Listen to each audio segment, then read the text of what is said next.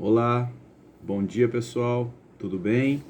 Estamos aqui mais uma semana para o nosso estudo do livro Ceifa de Luz. Estamos fazendo essa série de episódios gravados por não podermos participar ao vivo, né? Por ocorrências familiares, acho que todo mundo tem, né? E então a gente não quis interromper o trabalho, então fizemos gravados, tá? Eles estão indo ao ar bem no dia do nosso estudo, por isso vocês estão nos assistindo agora. Então hoje a gente faz o Ceifa de Luz, número 42, no trato comum. Pedindo a Jesus, ao Mestre amado, que nos guie, nos guarde, esteja conosco em todos os momentos de nossas vidas, nos ajudando para que consigamos erigir em nós o amor e a paz para seguirmos adiante. Senhor Jesus, obrigado por tudo. Que assim seja. No capítulo 42 do livro Ceifa de Luz, esse livrão do Emmanuel, né? Emmanuel, o orientador do Chico Xavier, foram mais de 400 obras escritas pelo Chico, e o Emmanuel era o grande condutor disso, né? Um grande maestro. Ele nos traz no trato comum, lição 42 do Ceifa de Luz, uma análise, né? Um estudo da passagem que está na Epístola de Paulo aos Hebreus, capítulo 12, versículo 15. Então, Hebreus 12, 15. Paulo diz o seguinte: nem haja alguma raiz de amargura que brotando vos perturbe e por meio dela muitos sejam contaminados. Nem haja alguma raiz de amargura que brotando vos perturbe e por meio dela muitos sejam contaminados. Bom, Hebreus 12:15, no trato comum. Tem uma coisa importante para a gente falar a respeito dessa epístola, né? A epístola aos Hebreus. Muitos exegetas bíblicos, né? Exegetas são aqueles estudiosos que fazem cruzamentos bíblicos, que oferem valor científico aos trabalhos, aos livros bíblicos mesmo, né? Comparam, leem muito, entendem, né? Compreendem, buscam as relações, porque os livros bíblicos eles têm relações uns com os outros, né? Paulo sempre cita passagens do Antigo Testamento, nós temos Jesus citando o Antigo Testamento, nós temos profecias nos Antigos Testamentos que são descritas lá nos Evangelhos, então é uma permuta constante. As pessoas que estudam isso, muitas delas dizem, em estudos que nós já lemos, que a carta, a epístola aos Hebreus, né, tida como Paulo, né, o seu autor, ela não é uma epístola paulina, ela não foi escrita por Paulo. Isso não diminui o seu valor, segundo os exegetas, tá? A nossa posição não é essa. A nossa posição é que é uma carta paulina. Por quê que nós afirmamos isso? Porque a gente sabe? Não. Porque a gente tem uma fonte em que nós confiamos. E essa fonte são as obras do Chico Xavier, as obras Allan Kardec, as obras do Divaldo Franco, as obras da Ivone Pereira. Então essas são obras que a gente confia plenamente por conta dos estudos e das avaliações e de tudo que já foi feito pela academia, né, para tratar desses assuntos. Paulo deixa muito claro,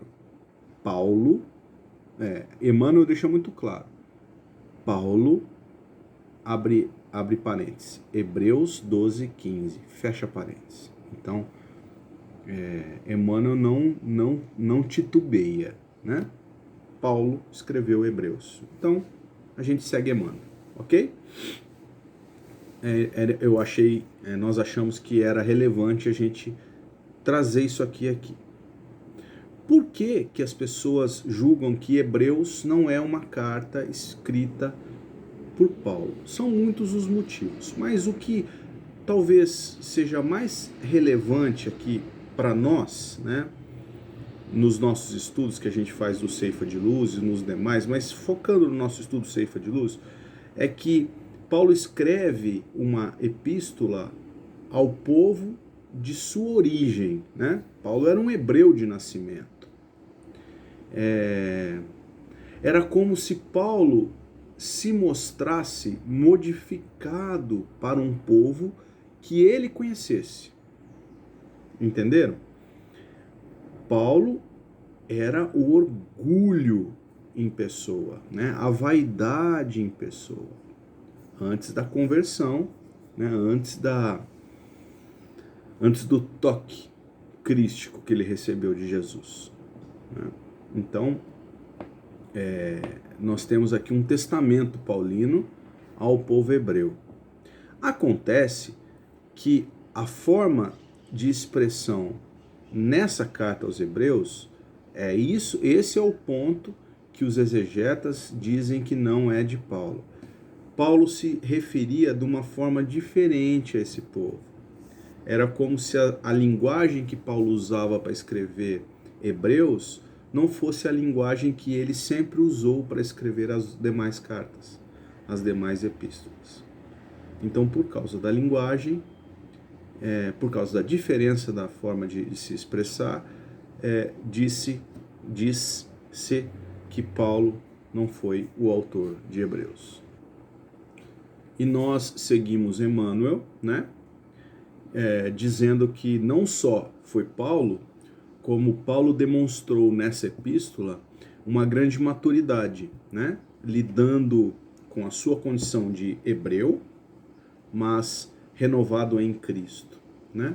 Renovação de maneiras de se expressar, de pensamento, e mostrando que o orgulho e a vaidade era passado, né? Uma transformação sublime, poderosa de Paulo. Bom, vamos trabalhar a frase, né?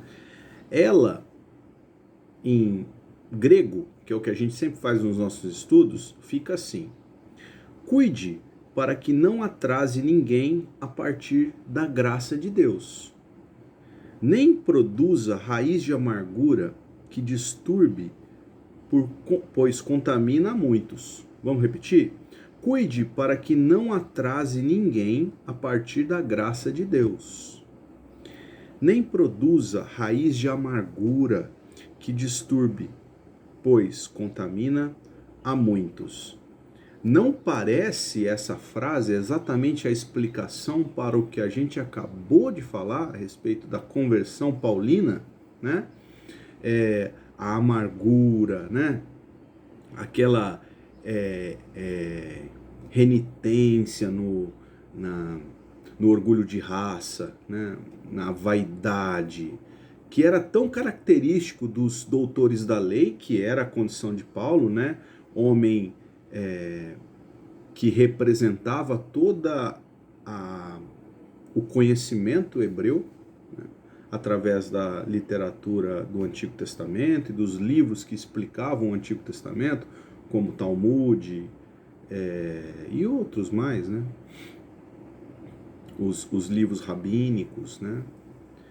Então, nos parece que Paulo está exatamente contando essa história, né?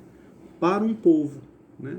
O povo eleito, o povo que recebeu a mensagem divina, o povo que recebeu Moisés em teu seio e o povo que recebeu os 10 mandamentos divinos. E o que fizemos nós, hebreus, com os 10 mandamentos divinos?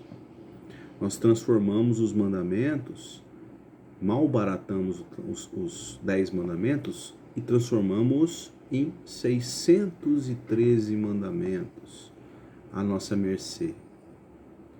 Essa é a verdade, né? À mercê de uma raça que se julgava poderosa, né? Que se julgava empoderada pelo Senhor Supremo do Universo. Essa é a verdade. E diz Paulo que é uma graça. É a graça que nós recebemos de Deus. Então, nós não podemos transformar isso em raiz de amargura. Nós não podemos transformar isso em ceticismo, né? Não podemos transformar isso em questões fundamentalistas, em questões sociais, né? Não podemos represar isso dentro de um curral, né? Dentro de uma normatização, porque Deus é amor, Deus é a liberdade, através de Jesus,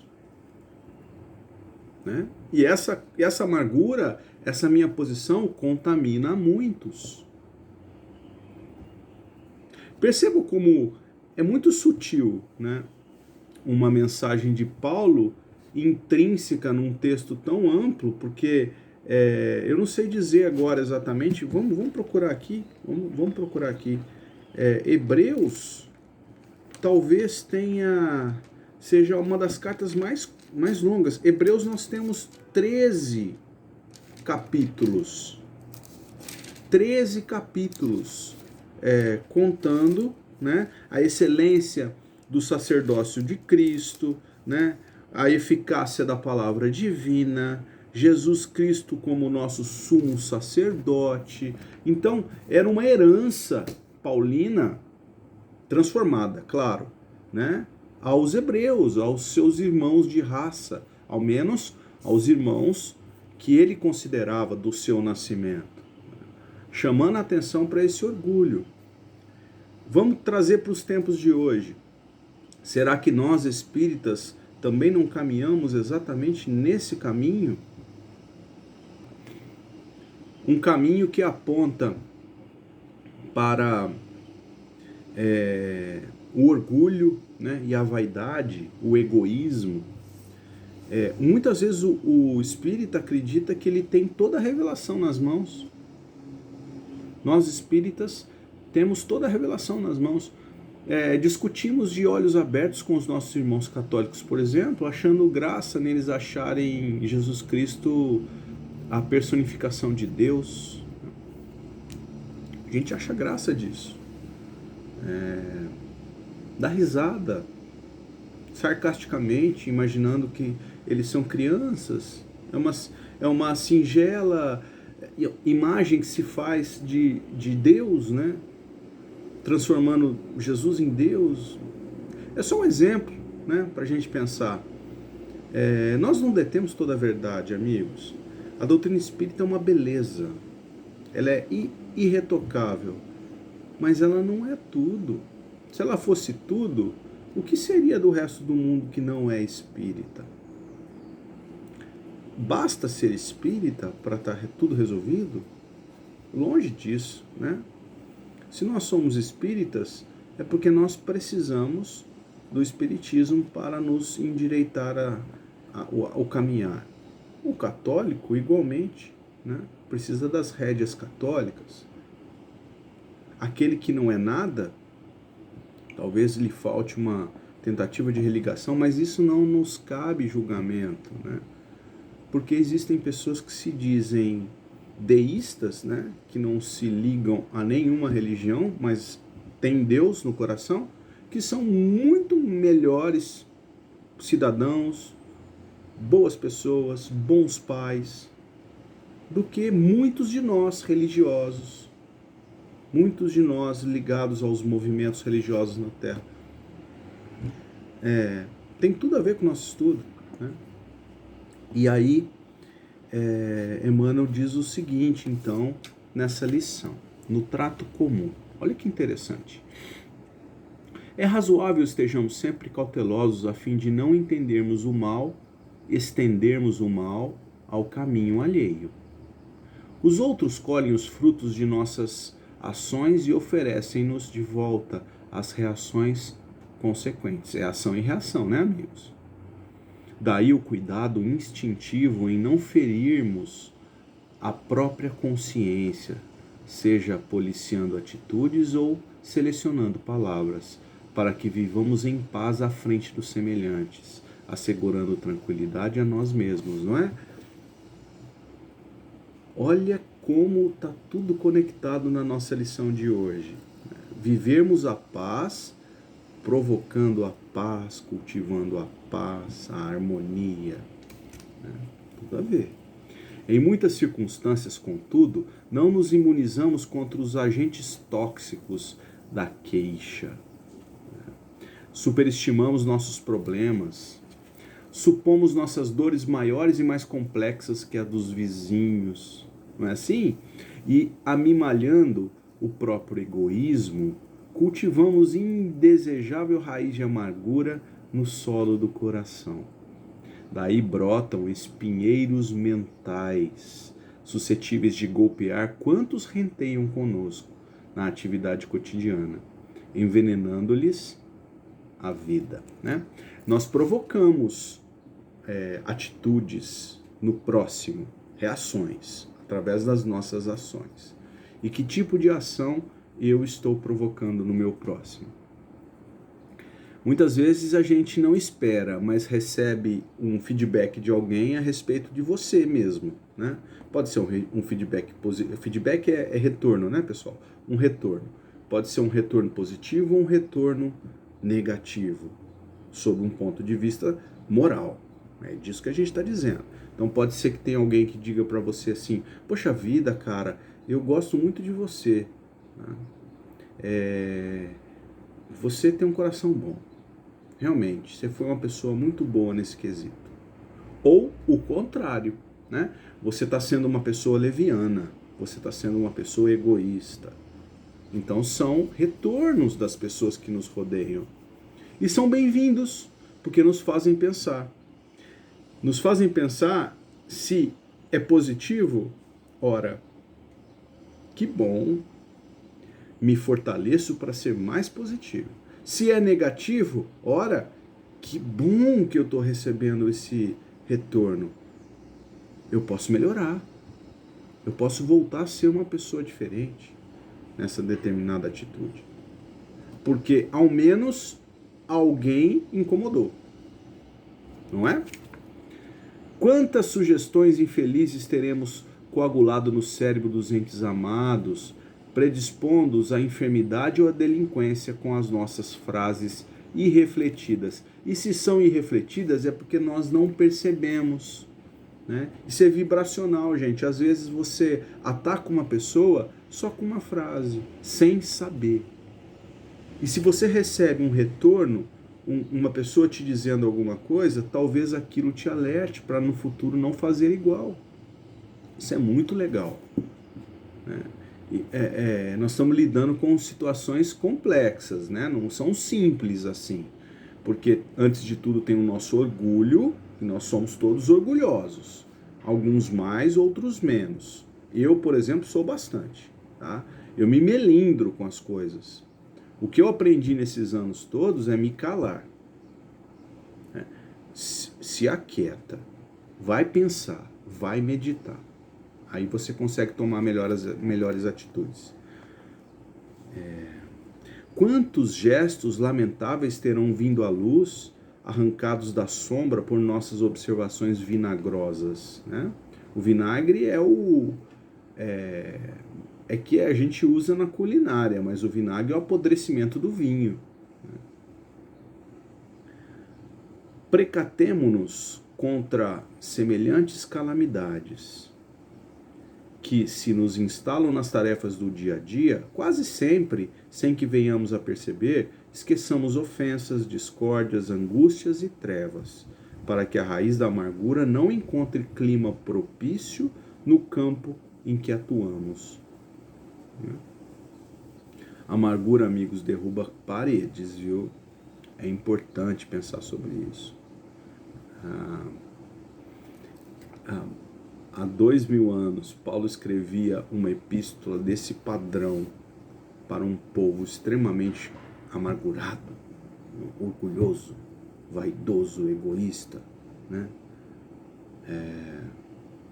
Ele estava mexendo num vespeiro, né, amigos? Mas ele era o vaso escolhido por Jesus, né? O Paulo não aliviava, ele usava toda a característica fervorosa, né, inteligente, dominante, perseverante, para difundir as ideias crísticas. Transformava aquela ideia sublime de Jesus numa ideia mundana, ele trazia para o mundo, né? Ele facilitava o entendimento. É isso que o Paulo fazia. Ele fomentava a atividade das pessoas através das suas palavras. Isso é muito legal. Né? Muito legal. Termina Emmanuel. Todos necessitamos de felicidade e paz. Entretanto, felicidade e paz solicitam amor e renovação. Tanto quanto o progresso e a vida pedem trabalho harmonioso e bênção de sol. Renovação, né? Paulo ali, se mostrando renovado, clamava a renovação do povo hebreu. Gente, foi muito lindo esse nosso estudo de hoje. Estou muito satisfeito de termos desenvolvido isso aqui. Eu acho que nós temos subsídios aí para estudar durante a semana, repensar nas atitudes e trabalhar bastante. Fiquem com Deus, até a próxima.